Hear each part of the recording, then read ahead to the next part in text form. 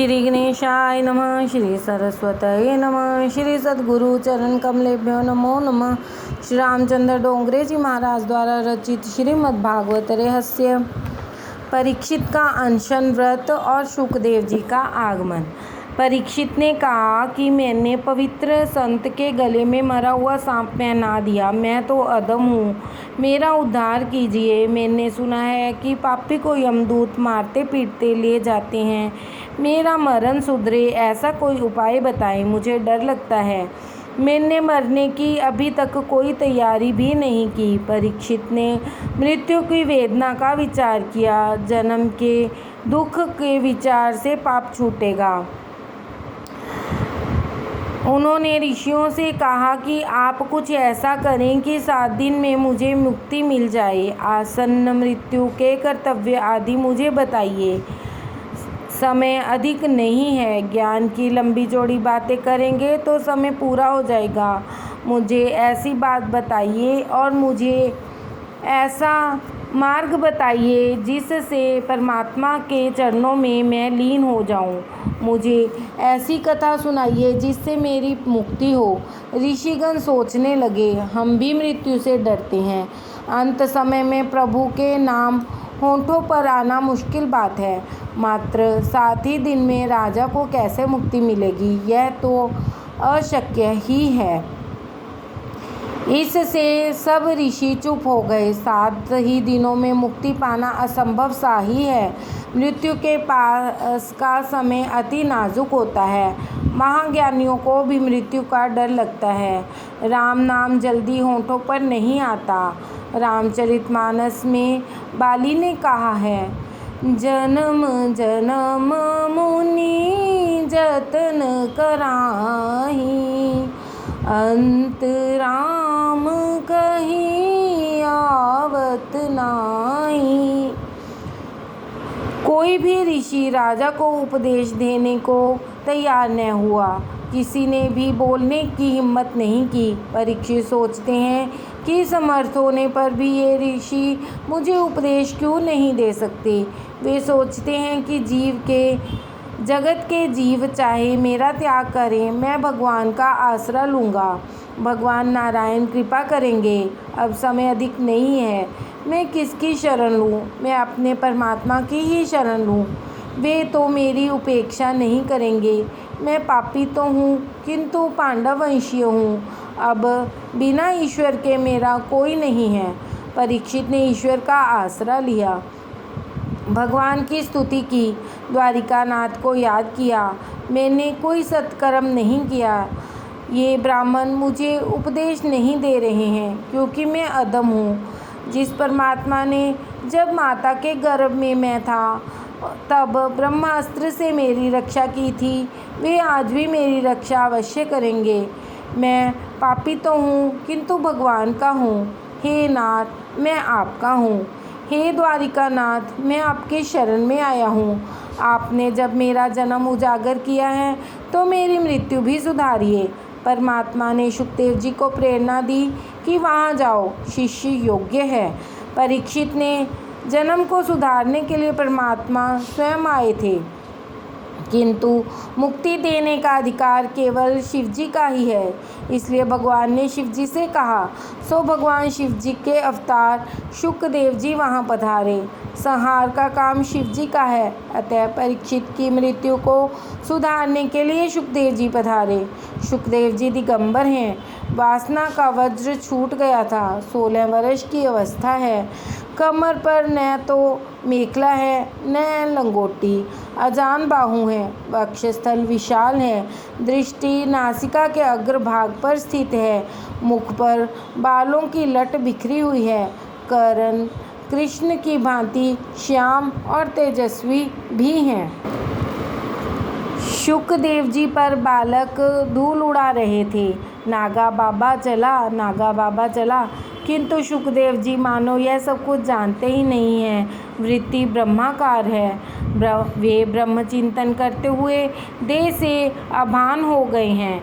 परमात्मा के ध्यान में जो देह भान भूलाता है उसे शरीर की देखभाल परमात्मा स्वयं करते हैं।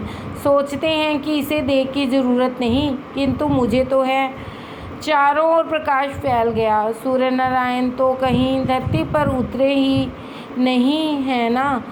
मुनि जान गए कि यह तो शंकर जी के अवतार शुकदेव जी पधारे हैं। सभा में शुकदेव जी पधारे। व्यास जी उस सभा में थे। उन्होंने खड़े होकर शुकदेव जी का वंदन किया। शुकदेव जी का नाम सुनते ही व्यास जी भी भाव विभोर हो गए।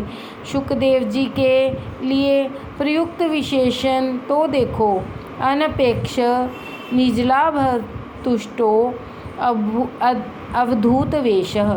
व्यास जी सोचते हैं, भागवत का रहस्य शुकदेव जी जानते हैं, यह मैं नहीं जानता। कैसे निर्विकार है। मेरा बेटा भागवत कहेगा और मैं सुनूंगा। राजा के कल्याण हेतु पधारे शुकदेव जी स्वर्ण सिंहासन पर विराजे। परीक्षित ने आंखें खोली। मेरा उद्धार करने के लिए उन्हें प्रभु ने भेजा है, अन्यथा मुझ जैसे पापी और विलासी के यहाँ वे नहीं आते। परीक्षित ने शुकदेव जी के चरणों में साष्टांग प्रणाम किया। परीक्षित ने अपना पाप उन्हें कह सुनाया। मैं अधम हूँ, मेरा उद्धार करो। आसन्न मरण को क्या करना चाहिए। मनुष्य मात्र का कर्तव्य क्या है, उसे किसका श्रवण, जप, स्मरण और भजन करना चाहिए। गुरुदेव शुकदेव जी का हृदय पिघल गया। शिष्य सुयोग्य है। अधिकारी शिष्य मिलने पर गुरु का दिल कहता है कि उसे अपना सर्वस्व दे दूं। गुरु ब्रह्मनिष्ठ हो तो निष्काम भी हो और शिष्य प्रभु दर्शन के लिए आतुर हो तो 7 दिवस तो क्या 7 मिनट में प्रभु दर्शन हो सकते हैं। अन्यथा गुरु लोभी हो और शिष्य लौकिक सुख की इच्छा करता हो तो वे दोनों नरकवासी होते हैं। लोभी गुरु और लालची चेला होए नरक में ठेलम ठेला। शुकदेव जी कहते हैं, राजन तू घबराता क्यों है, अभी 7 दिन बाकी हैं। मैं तेरे पास से कुछ लेने नहीं देने आया हूँ। मैं निरपेक्ष हूँ। मुझे जो आनंद मिला है और परमात्मा के जो दर्शन हुआ है वही दर्शन तुझे कराने आया हूँ। मुझे जो मिला है वह मैं तुझे देने आया हूँ। मेरे पिताजी भूख लगने पर दिन में 1 बार बेर खाते थे, किंतु इस कृष्ण कथा में भजनानंद इतना मिलता है कि मुझे तो बेर भी याद नहीं आते। मेरे पिताजी वस्त्र पहनते थे। प्रभु चिंतन में मेरा वस्त्र कब और कहाँ छूट गया यह भी मुझे खबर नहीं है। 7 दिन तक तुझे कृष्ण दर्शन कराऊंगा। मैं बादरायणी हूँ। कृष्ण आनंद में मस्त होने के बाद बेर खाना भी कहाँ रहा। भगवान बादरायणी।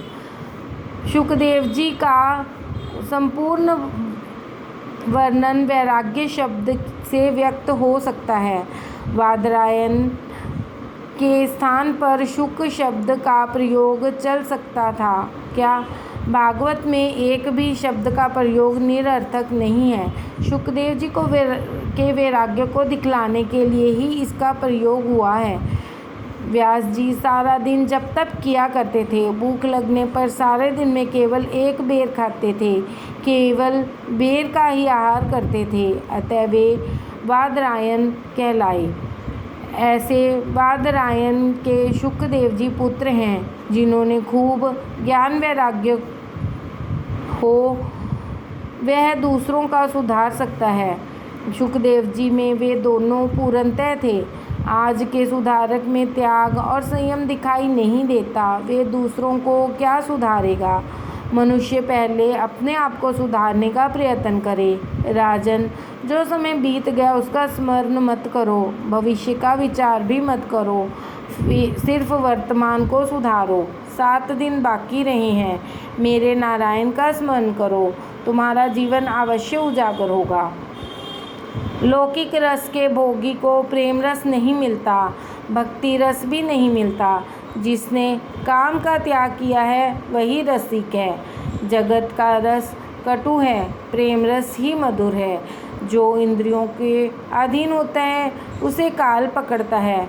भागवत का वक्ता शुकदेव जी जैसा होना चाहिए। राधे राधे। हरे राम राम राम हरे हरे, हरे कृष्ण कृष्ण कृष्ण हरे हरे।